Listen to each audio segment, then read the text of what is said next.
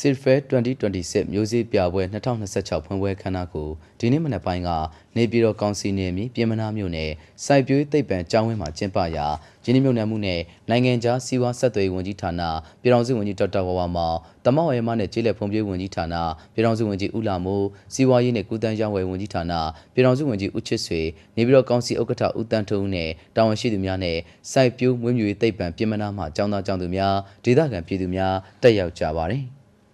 အစီအစဉ်အရပြည်ထောင်စုဝန်ကြီးဦးလာမိုးနေပြည်တော်ကောင်စီဥက္ကဋ္ဌဦးတန်းထွန်းနဲ့ဒုတိယဝန်ကြီးဒေါက်တာတင်ထွတ်တို့က Silver 2026မျိုးစေ့ပြပွဲ2026ကိုဖဲကျိုးဖြတ်၍မျိုးစေ့အမျိုးပေါင်း20မျိုးစေ့ပေါင်း9000ကိုပူးတွဲချီနှောင်ထားတဲ့မိုးပြန်ပူပေါင်းများကိုလွတ်တင်ဖွင့်လှစ်ပေးကြပါတယ်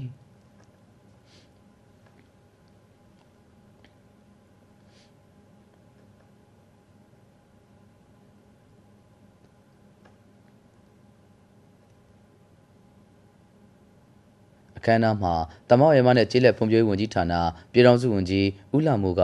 အမှားစကားပြောကြရမှာစိုက်ပျိုးရေးအောင်ရရှိနဲ့စိုင်းနီးစနစ်မှန်ကန်ရေးစတဲ့မျိုးမြေရေးနီးဆိုတဲ့နီလန်းလေးတွေပြည်စုံကောင်းမွန်ရေးကိုဖြည့်ဆည်းဆောင်ရွက်ပေးလျက်ရှိပါကြောင်းမျိုးစေ့ထုတ်အထူးဆောင်များဖော်ထုတ်ဆောင်ရွက်ပေးခြင်းတို့အပြင်မျိုးကောင်းမျိုးတန့်မျိုးစေ့များနဲ့အထွတ်တွေးဆိုင်ရာသုတေသနများကိုလေ့လာနိုင်ဖို့မျိုးစေ့ပြပွဲများကိုယခုလိုမျိုးနှစ်စဉ်ဆောင်ရွက်ပေးခြင်းဟာအင်မတန်ထိရောက်အကျိုးရှိလာပါကြောင်းတမောက်ရဲမနဲ့ကျေးလက်ဖွံ့ဖြိုးရေးဝန်ကြီးဌာနအနေနဲ့လေယာစိုက်ပျိုးရေးလုပ်ငန်းများဆောင်ရွက်နိုင်ဖို့အတွက်စိုက်ပျိုးထုတ်လုပ်ရေးတမောက်ရဲမအသင်း18650တသိန်းကိုဖွဲ့စည်းထားရှိပြီး9,300,2998ဦးအတွက်နိုင်ငံတော်ဘတ်ဂျက်ခွင့်ပြုငွေအပါအဝင်တမောက်ရဲမအသင်းပိုင်ငွေများဖြင့်စပါးမြေပဲနှမ်းနေကြပဲစင်းငုံပဲဒီစိမ်းဝါနဲ့ဟင်းသီးဟင်းရွက်စိုက်ဧကပေါင်း16သိန်း9812ဧကကိုစိုက်ပျိုးထုတ်လုပ်နိုင်အောင်ပံ့ပိုးပေးနိုင်ခဲ့ပါကြောင်းနေပြည်တော်ကချင်စကိုင်းတနင်္သာရီပဲခူးမကွေးမန္တလေးမွန်ရန်ကုန်ရှမ်းအေရရီတိုင်းဒေသကြီးပြည်내12ခုမှ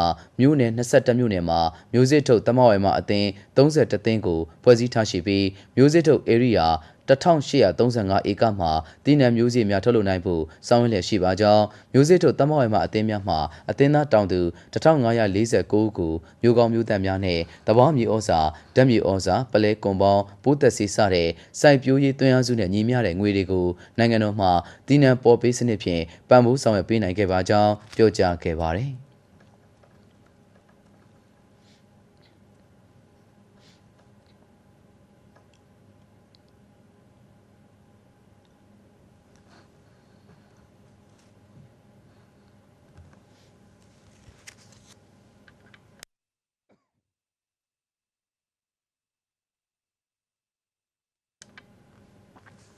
အဲ့ဒီနောက်နေပြည်တော်ကောင်စီဥက္ကဋ္ဌဦးတန်းထွန်းကပြည်ထောင်စုနယ်မြေနေပြည်တော်အနေနဲ့စပါးပဲဒီစိမ်းမတ်ပဲမြေပဲနှမ်းနေကြစတဲ့တည်နှံတွေကိုမျိုးစေ့ထုတ်ကုမ္ပဏီများမျိုးစေ့ထုတ်တောင်သူအစုဖွဲ့မျိုးစေ့ထုတ်တမောက်ရဲမအသင်းများနဲ့ပူးပေါင်းကနှစ်စဉ်မျိုးစေ့ထုတ်လုပ်ငန်းများဆောင်ရွက်လျက်ရှိပြီးနေပြည်တော်အပါအဝင်တိုင်းဒေသကြီးပြည်내အသီးသီးသို့မျိုးကောင်းမျိုးတန့်မျိုးစေ့များဖြန့်ဖြူးပေးလျက်ရှိပါကြောင်းပြောကြားခဲ့ပါတယ်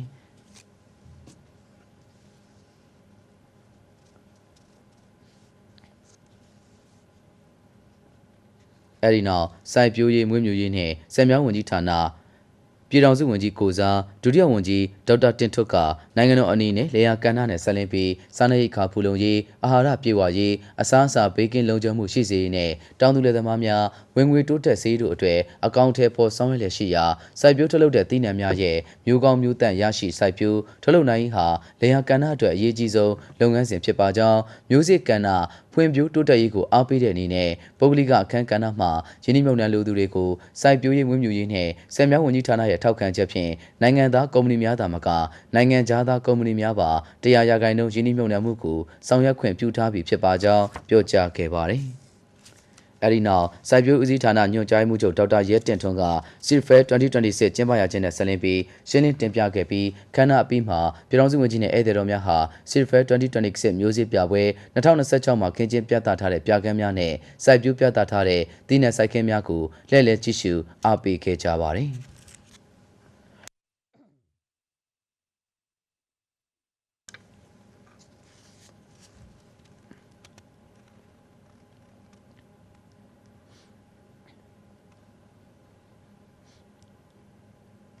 စ ဆက်လက်ပြီးပြည်ထောင်စုဝန်ကြီးနဲ့အဖွဲ့ဟာပြည်ထောင်စုနယ်မြေနေပြည်တော်ပြင်မနာမြို့နယ်တမောက်ဝဲမှအသင်းစုပိုင်ဗတ်စုံ3ချမ်းသို့ရောက်ရှိပြီးဗတ်စုံ3ချမ်းအတွင်းအသင်းစုပိုင်မြေပေါ်မှာရုရှားနေကြမျိုးများဖြစ်တဲ့မက်ခွန်မျိုးဘော့ကန်မျိုးအိုင်ပိုလစ်မျိုး3မျိုးကိုတမျိုးလျင်9ဧကနှုန်းဖြင့်စုစုပေါင်း15ဧကစိုက်ပျိုးထားရှိမှုခြေနေများကို၎င်း